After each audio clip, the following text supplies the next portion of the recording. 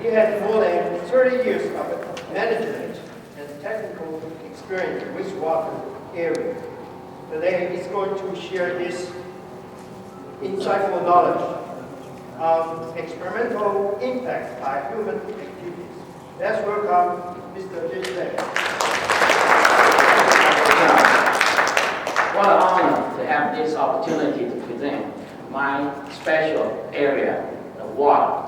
Everybody know the water and air is the two most important stuff or resources we have.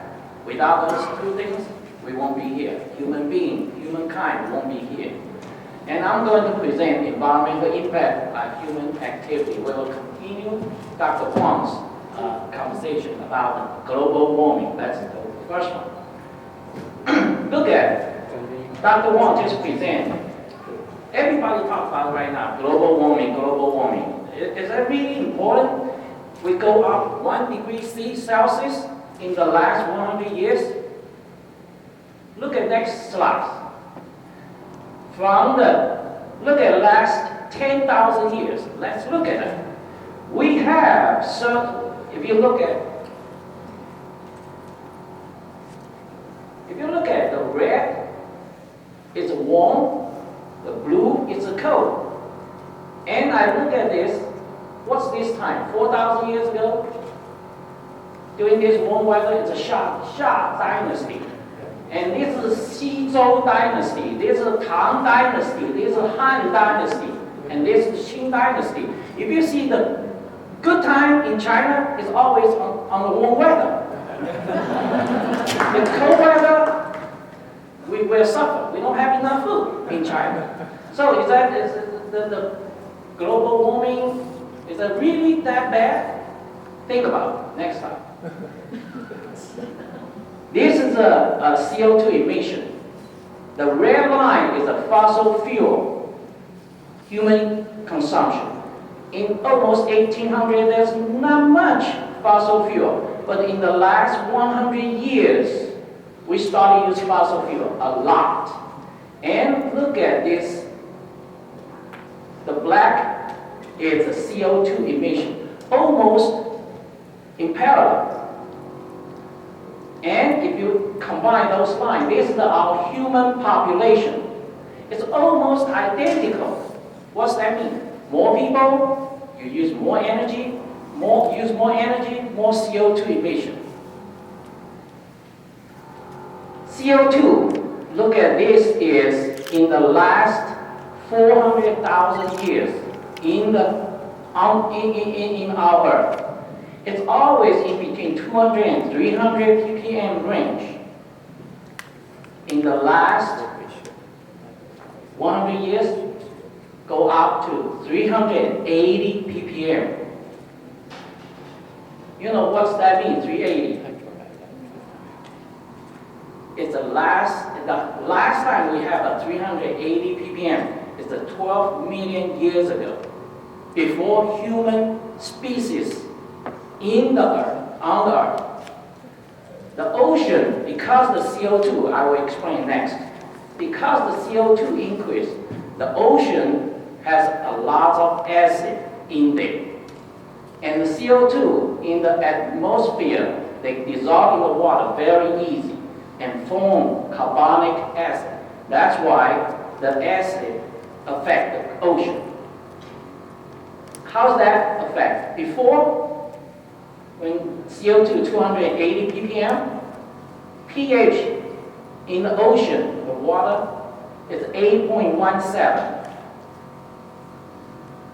Now, 380 ppm, pH is 8.069. If we continue, by the end of this century, CO2 will be 1,000 ppm. pH will be around 7.8. So think about that. First is the CO2. Next, I'm going to talk about other impact. Stormwater. The whole world, because of human population, we kill a lot of forest. At this moment, 75% of the world forest is gone. because the development. What's that impact on Earth? Stormwater, a lot of erosion. Because that stormwater, look at this photo, go into the ocean, go to the river, go into the ocean. 51% of the topsoil in China is gone because development. Every number I present right here is a fact. It's not I make it up. You can find all the documents. Okay. Next one. Industrial waste. This is in the United States. This industry pay a big fine from EPA. And everybody knows last year West Virginia has a toxic chemical spill. This is in India, textile waste, untreated. This is in China, industrial waste. This is in the United States, Minnesota. This is the municipal waste. No, last one. Municipal waste, untreated, and go to the spill into the natural water body, kill the fish. And this is in South America, municipal waste. Look at the dark color. That's organic compound. What's that impact? Because those wastewater discharge and also the CO2 dissolved in the ocean impact on ocean water quality.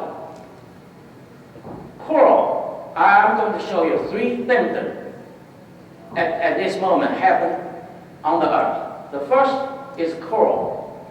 Coral reef is occupied about 1% of the ocean floor, but about 25% of the ocean species live and depend on coral. Because anybody know coral is an animal or is a plant? It's an animal, but it's very strange. A lot of algae, they grow and on top of the coral and conduct photosynthesis. So during the daytime, they take the CO2 from the ocean and produce oxygen. During the nighttime, you look at the geographic channel. During the nighttime, the coral really catch a small live animal and eat it. Okay, but the coral is a very important of the part of the ocean to provide the food chain. And the red dot is all the coral in the ocean. It's a beautiful coral picture. Next one. Beautiful. Next one. Coral is dying. Coral right now is dying in the world. Next one. 27% of the world coral has been lost at this moment.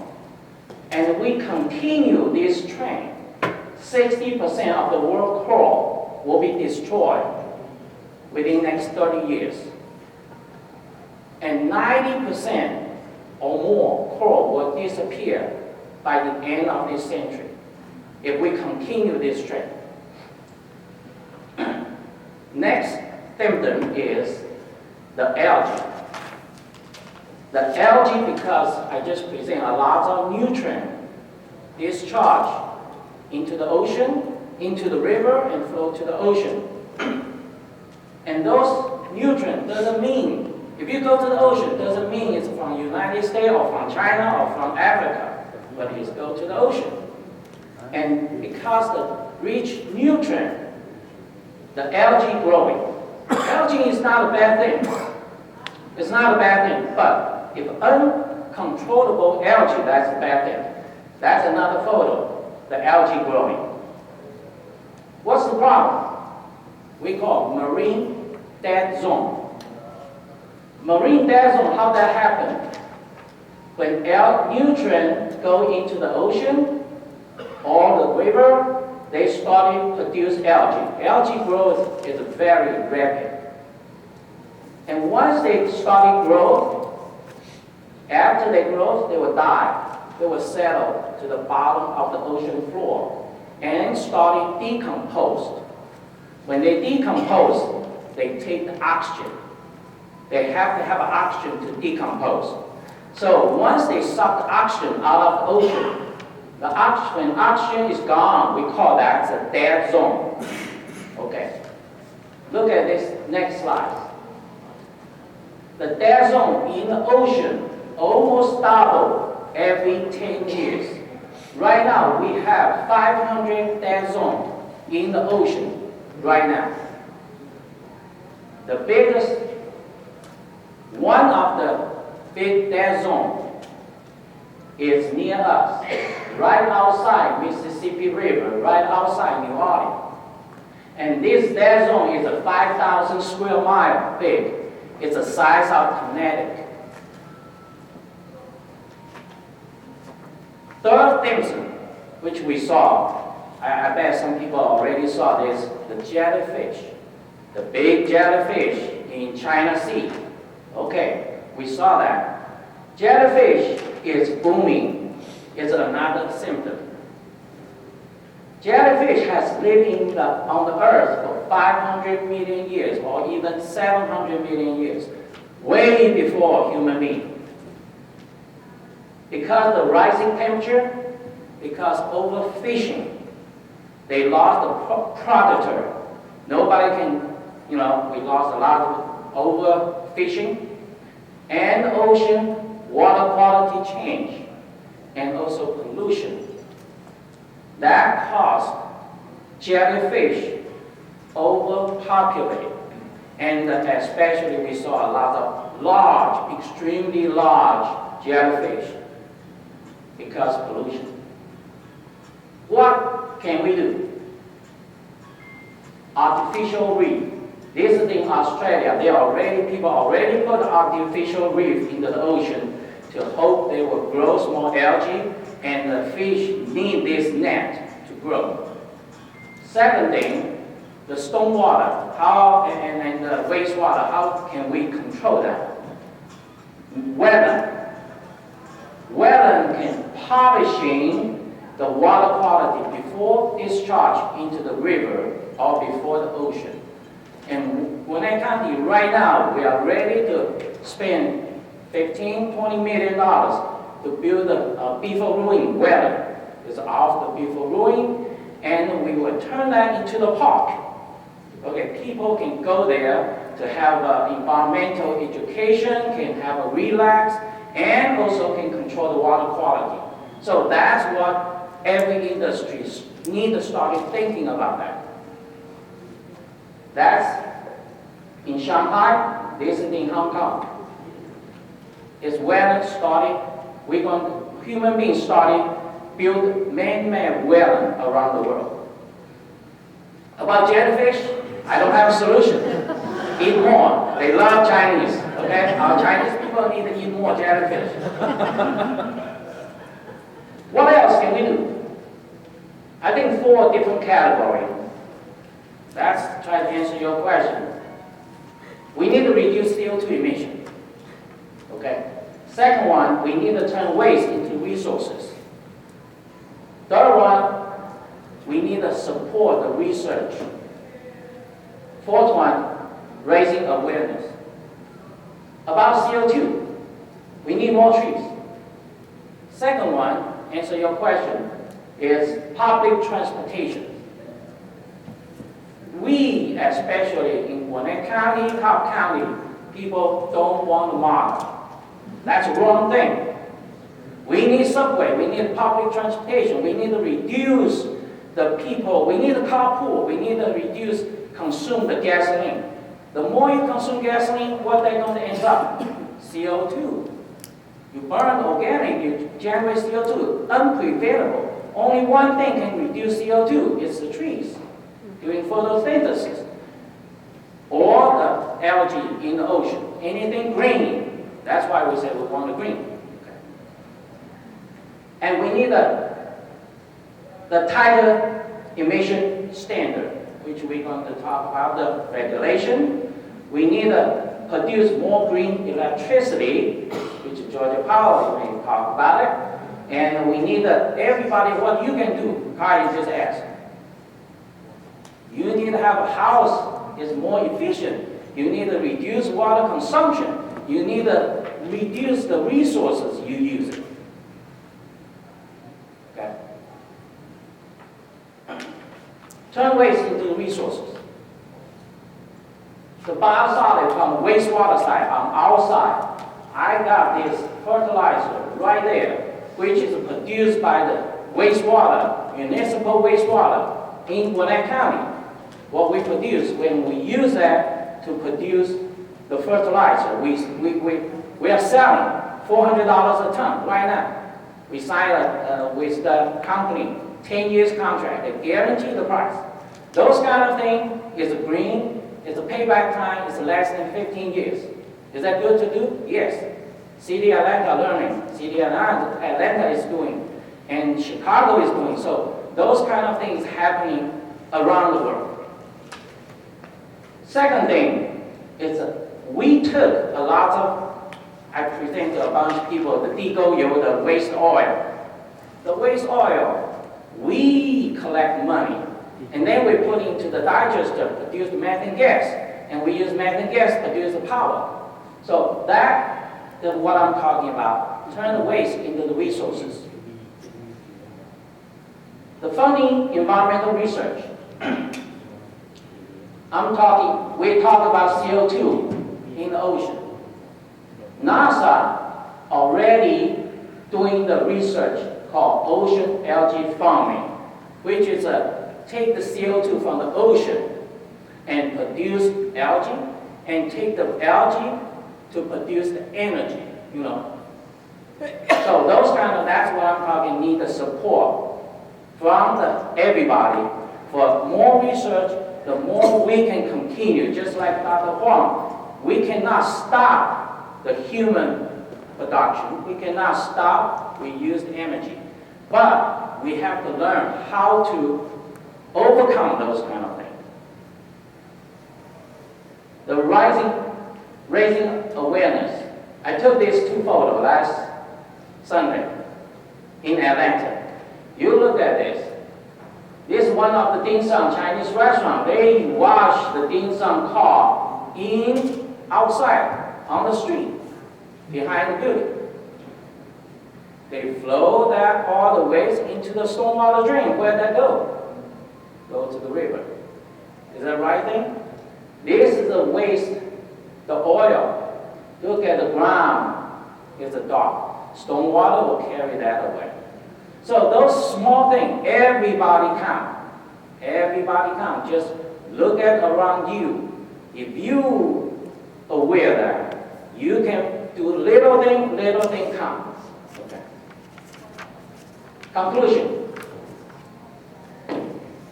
I think we are the largest generation in the humankind. We don't have a war. We consume most of the resources, more than my father's generation, more than my grandfather's generation. We consume the most.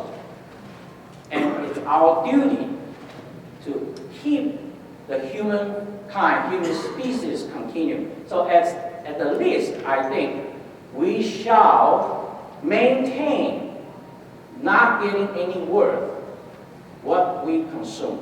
So it's our duty to provide a better environment for the next generation. That's my conclusion. Thank you.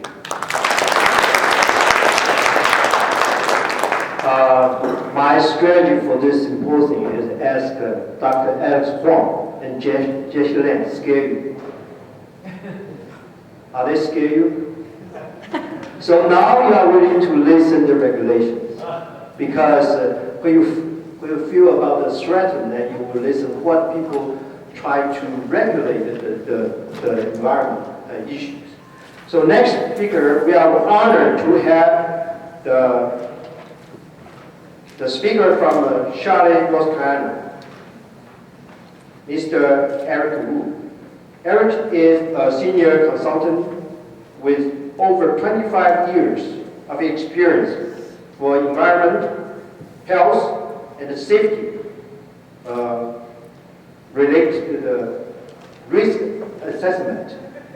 and mitigation strategy development.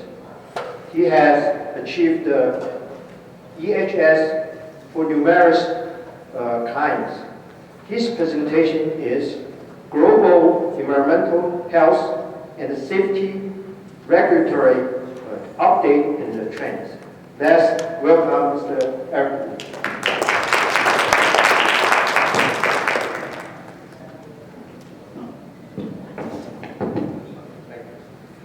All right, so thank you. But I don't think I get a scale by JC or Dr. Huang. That's the fact. That's the earth we live. So I really enjoy those talking about carbon dioxide and water. And I think my presentations come at a little bit different angle. And I think the place we live, and I think the audience understand some are students, some are the business owner. So I just want to share a little bit my global experience with doing this for the last almost 30 years. So myself, working this EHS short term for the environmental health and safety. And the company I'm working for, just pretty quick, not trying to make any sales here, but just who I am, so give you some context. So basically, we're a company about, you can see the top left, the map, that's where all the office we have around the world, and about 4,300 staff around the world. So we've been conducting a project pretty much on the bottom left, the map, that's where we deliver the project. So the short answer is our tagline is global thinking and local delivery. In fact, we got one office just about a few miles down the road from here. So what the rest of the slide, I'm just kind of share with as a business, especially like a global company around the world operation.